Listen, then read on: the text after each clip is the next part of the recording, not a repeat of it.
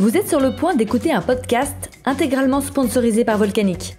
Pour marquer les 30 ans de notre agence, nous vous emmenons dans l'envers du décor. Dans cet épisode, clin d'œil au café de Flore où Camille n'a jamais pris de spritz, ni rencontré Gilles d'ailleurs, puisque cette histoire est simplement inspirée de faits réels. Bonne écoute!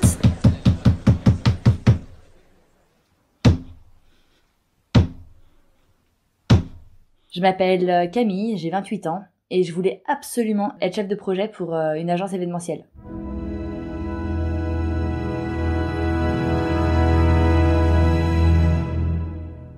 Dans mon ancien travail, j'utilisais pas assez ma créativité et ça me convenait pas. C'est pour ça que j'avais envoyé une lettre de candidature spontanée à l'agence Volcanic. Je suis arrivée et hop, on m'a mis sur leur projet. On m'a très vite mis dans le bain. Nous devions élaborer un projet pour les faiseurs du cinéma français. Il s'agissait d'un événement B2B qui réunissait les directeurs artistiques, les régisseurs, les sondiers, les chefs OP, etc.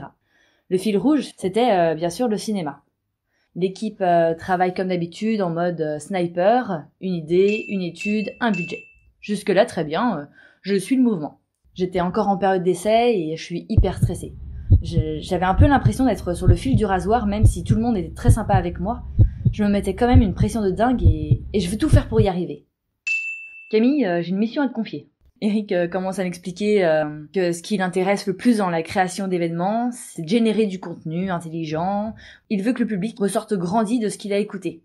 Moi, je suis là, je suis polie, j'acquiesce et j'attends la suite, j'attends ma mission. Oui, voilà, pour véhiculer un message fort, il faut une belle histoire ou il faut que quelqu'un qui marque les gens. J'aimerais que tu me trouves une star de cinéma française pour animer la plénière. Et là, j'ai paniqué complètement. J'ai commencé à me dire que c'était une façon de me virer. Puis je me ressaisis et je me dis, je m'en fiche. Il ne m'aura pas. Je vais y arriver. J'appelle un de mes très bons amis dont la femme travaille dans le milieu artistique parisien et qui connaît beaucoup de monde. Je tente ma chance. Mon ami me donne rendez-vous donc au café de Flore et je reprends espoir en me disant qu'à cela ne tienne. Malheureusement, mon ami ne peut pas grand-chose pour moi et après un spritz hors de prix, il me laisse en me souhaitant bonne chance. Donc je suis un peu au bout de ma vie, je décide de me prendre une petite bière dans un bar un peu moins onéreux. Un monsieur assis à côté de moi me dit d'une voix grave « Comment une belle fille comme vous peut se retrouver toute seule à boire une bière ?» Je le regarde et là je me retrouve nez à nez avec Gilles Lelouch. Nous enchaînons une conversation plus sur le sens de la vie que sur le cinéma et mes problèmes. On rigole bien finalement et ça me redonne espoir. Puis en fait je me rends compte que c'est pas si dur que ça de parler à une star. Lui il me parle de sa vie d'homme, m'affirme que la véritable richesse se trouve dans les cœurs et non dans les show business.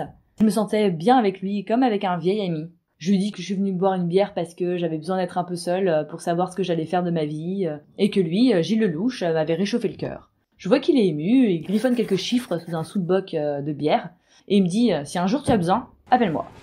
Et on se quitte un peu comme ça. Le lendemain, j'ai mal au crâne en arrivant à l'agence. Alors, Camille, t'as trouvé ?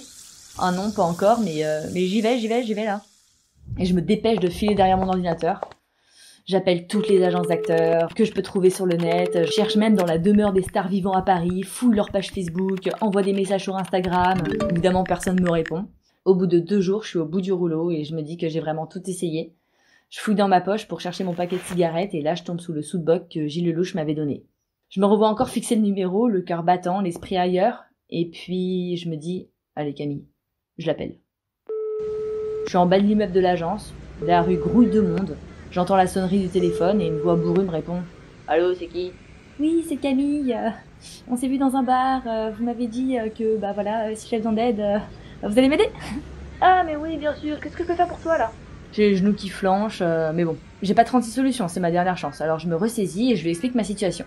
Ok, il faut que je dise quoi exactement à ta plénière ? Je lui explique qu'il aura un speech à faire, et bon, je bafouille un peu. Écoute, envoie-moi ça quand c'est prêt, je déteste faire ça, mais je sens que la démarche est sincère, et puis je t'aime bien petite, j'ai envie de t'aider, envoie-moi ce que tu as et je vais voir ce que je peux faire. On raccroche, je reçois un texto avec son adresse mail perso, je me suis littéralement jetée derrière mon ordinateur pour envoyer le mail le plus vite possible. 40 minutes après mon mail, je reçois un simple « Ok, Gilles ». Je fonce dans le bureau d'Eric en chantant « Je l'ai !» Et Eric qui me fait « Mais t'as quoi ?» Bah, la star de cinéma. Ah ouais, et c'est qui ? Gilles Lelouch. Devant leur regard, je leur explique mon aventure. Bouche bée, Eric me dit « Mais voyons Camille, c'était une blague. Comme les sauts de vapeur en restauration, enfin je sais pas moi, c'est un peu comme un petit bisoutage de bienvenue. Je pensais jamais que t'y arriverais, mais c'est C'est absolument génial du coup, c'est un truc de fou ton histoire. Mais vous êtes dingues les jeunes. Bref, on a travaillé comme des fous pour faire l'événement à Deauville. Moi je travaillais essentiellement avec Arnaud, le directeur artistique, pour écrire et concevoir l'intervention de Gilles Lelouch.